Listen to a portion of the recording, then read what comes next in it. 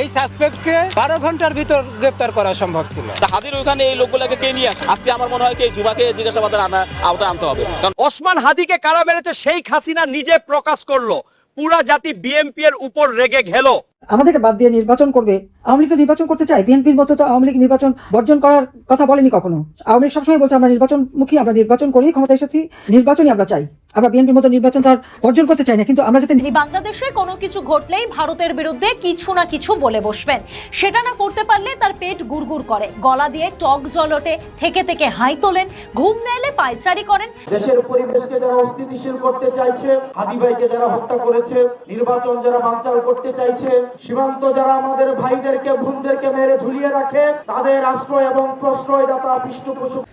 সুপ্রিয় দর্শক, নতুন একটা নিউজে আপনাকে স্বাগতম।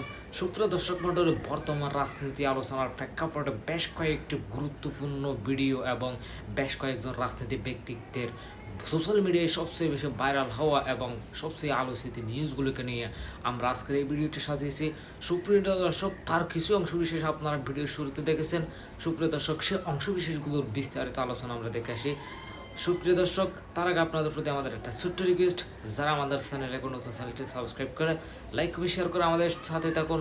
সুপ্রিয় দর্শক, অবশ্যই আপনার মূল্যবান মন্তব্য কমেন্টে জানাবেন। তাহলে কথা না বাড়ে আমরা সেই সম্পূর্ণ বিস্তারিত আলোচনা দেখে আসি। আমাদেরকে বাদ দিয়ে নির্বাচন করবে। আওয়ামী লীগ তো নির্বাচন করতে চায়, বিএনপির মতো তো আওয়ামী লীগ নির্বাচন বর্জন করার কথা বলেনি কখনো।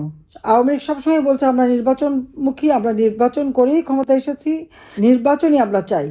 আমরা বিএনপির মতো নির্বাচন তার বর্জন করতে চাই না, কিন্তু আমরা যাতে নির্বাচন করতে না পারি, একদিকে আমাদের নিবন্ধন বাতিল, অপরদিকে আমাদের বিরুদ্ধে মামলা দিয়ে নির্বাচনে অযোগ্য ঘোষণা করা। কারণটা কি? তার কারণ তারা জানে যে আওয়ামী লীগ যদি নির্বাচন করে, আওয়ামী লীগের বিরুদ্ধে এই 20টা বছর আমাদের বিরুদ্ধে যত বদনাম, যত অপপ্রচার করুক না কেন, বাংলাদেশের মানুষের বিশ্বাস আস্থা আওয়ামী লীগের উপরই আছে এবং আওয়ামী লীগের উপরই থাকবে। কারণ আওয়ামী লীগ ক্ষমতায় থাকলে তো জনগণ সেবা পায়, জনগণের কল্যাণ হয়, জনগণের মঙ্গল হয়। 2008-এর নির্বাচন নিয়ে তো কেউ প্রশ্ন উঠাতে পারে না। 48% ভোট আমরা পেয়েছি, তার মানে কি দাঁড়াচ্ছে? প্রায় 50% ভোটার আমাদেরকে সমর্থন করে। আমাদেরকে বাদ দিয়ে নির্বাচন করবে, আর সেই নির্বাচনকে তারা বৈধ করবে কিভাবে? আমার মৃত্যুদণ্ড, আমাদের ছেলেমেয়ের উপরে যে মামলা একটার পর একটা যখন প্রকাশ হচ্ছে, তখন সেগুলির সারা বিশ্বেই আজকে এটা একটা প্রশ্নবিদ্ধ হয়ে গেছে। এইভাবে বাংলাদেশের ভাবমূর্তিটা তারা নষ্ট করে দিচ্ছে। তাই আমি আপনাদেরকে বলবো, নিজ এলাকায় কী কী উন্নয়ন আমরা করেছি সেটা জনগণের কাছে তুলে ধরেন, এবং সেই সাথে সাথে আমাদের দেশের পরিবেশকে যারা অস্থিতিশীল করতে চাইছে, হাদি ভাইকে যারা হত্যা করেছে, নির্বাচন যারা বানচাল করতে চাইছে, সীমান্ত যারা আমাদের ভাইদেরকে বোনদেরকে মেরে ঝুলিয়ে রাখে, তাদের আশ্রয় এবং প্রশ্রয়দাতা পৃষ্ঠপোষকতা দিচ্ছে ভারত। ভারতকে স্পষ্ট ভাষায় বলতে চাই, আপনারা যেহেতু তাদেরকে আশ্রয় প্রশ্রয় দিচ্ছেন, কথা স্পষ্ট করে বলে দিতে চাই, ভারতের যারা সেপারেটিস্ট আছে বাংলাদেশে, আমরা তাদেরকে আশ্রয় প্রশ্রয় দিয়ে যে 7 সিস্টার রয়েছে সেটাকে বাংলাদেশ থেকে, ভারত থেকে আলাদা করে দেব। যারা বাংলাদেশের সার্বভৌমত্ব, ভোটাধিকার, মানবাধিকারকে বিশ্বাস করে না, তাদেরকে যেহেতু ভারত আশ্রয় প্রশ্রয় দিচ্ছে, বাংলাদেশেও ভারতের বিচ্ছিন্নতাবাদীদের আশ্রয় প্রশ্রয় দিয়ে 7 সিস্টার্স আলাদা করে দেব। এভাবেই ভারতের উত্তর পূর্বাঞ্চলীয় 7 সিস্টার্সকে আলাদা করে দেওয়ার হুঁশিয়ারি দিয়েছেন জাতীয় নাগরিক পার্টির দক্ষিণাঞ্চলের মুখ্য সংগঠক হাসনাত আব্দুল্লাহ। 15 ডিসেম্বর রাজধানীর কেন্দ্রীয় শহীদ মিনারের সর্বদলীয় সমাবেশে তিনি এই হুঁশিয়ারি দেন। মূলত দেশের পরিবেশ অস্থিতিশীল ও নির্বাচনকে বানচালের ষড়যন্ত্রকারীদের সেদেশে আশ্রয় দেওয়ার অভিযোগে এমন মন্তব্য করেন হাসনাত।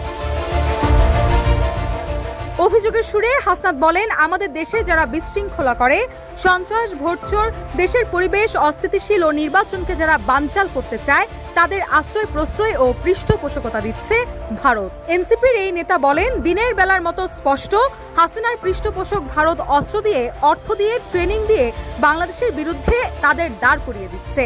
ভারতকে পার্শ্ববর্তী দেশ বলার সুযোগ নাই, জবান স্পষ্ট করতে হবে। এদিকে আজ এক অনুষ্ঠানে প্রধান নির্বাচন কমিশনার AM নাসির উদ্দিন হাদির ওপর হামলার ঘটনাটি বিচ্ছিন্ন বলে মন্তব্য করেছেন। তিনি বলেন, মাঝে মধ্যে দু একটা খুন খারাপি হয়, হাদির একটা ঘটনা হয়েছে, আমরা এগুলোকে বিচ্ছিন্ন ঘটনা মনে করি। আগে কি আহসানুল্লাহ মাস্টার খুন হয় নাই? এমন প্রশ্ন তুলে তিনি বলেন, এরকম তো অনেক আগেও হয়েছে, ইলেকশনের সময় এ ধরনের ঘটনা বাংলাদেশে হয়, এগুলো নতুন কিছু না। তার এই মন্তব্যে তীব্র ক্ষোভ প্রকাশ করেছেন হাসনাত। মাঝে মধ্যে দুই একটা খুন খারাপি হয়, এই যে হাজির একটা ঘটনা হয়েছে, আমরা এগুলো বিচ্ছিন্ন ঘটনা বলে মনে করি। এই ধরনের ঘটনা তো সবসময় ছিল। আগে কি আহসানুল্লাহ মাস্টার খুন হয় নাই? এর জবাবে হাসনাত বলেন, আপনার আমার মৃত্যু নির্বাচন কমিশনের কাছে কেবলমাত্র একটি সংখ্যা। অথর্ব নির্বাচন কমিশন বলে হাদের মৃত্যু নাকি বিচ্ছিন্ন ঘটনা।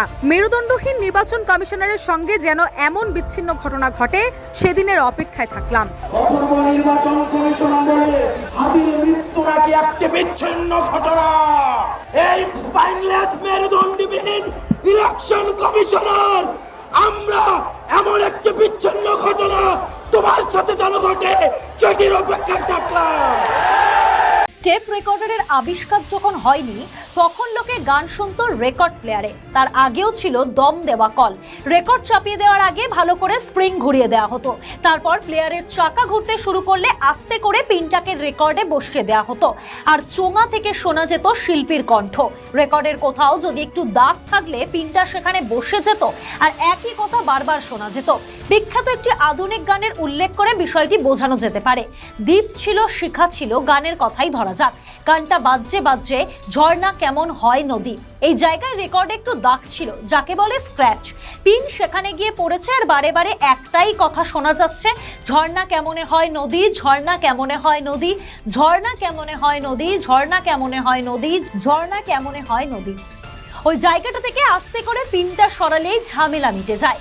কিন্তু যিনি শুনছেন তিনি ওই কষ্টটুকু করতে নারাজ। বারে বারে তার ওই লাইনটা শোনার খুব স্বাদ জেগেছে। আমাদের প্রতিবেশী রাষ্ট্রের সরকার প্রধান হলেন সেই শ্রোতা যিনি বাংলাদেশে কোনো কিছু ঘটলেই ভারতের বিরুদ্ধে কিছু না কিছু বলে বসবেন। সেটা না করতে পারলে তার পেট গুড়গুড় করে, গলা দিয়ে টক জল ওঠে, থেকে থেকে হাই তোলেন, ঘুম না এলে পায়চারি করেন। হাসিনাকে নিয়ে গত 1.5 বছর ধরে এক রেকর্ড বাজিয়ে এসেছেন, কিন্তু লাভ হয়নি। তাই ওই রেকর্ডের পিনটা একটু সরিয়ে গানের পরের অংশ বাজাতে শুরু করেছেন। এবার হাদিকে নিয়ে কে বা কারা গুলি করলো আর দোষ চাপালো ভারতের দিকে। আর এই ওসমান হাদি যখন দিনের পর দিন ভারতের বিরুদ্ধে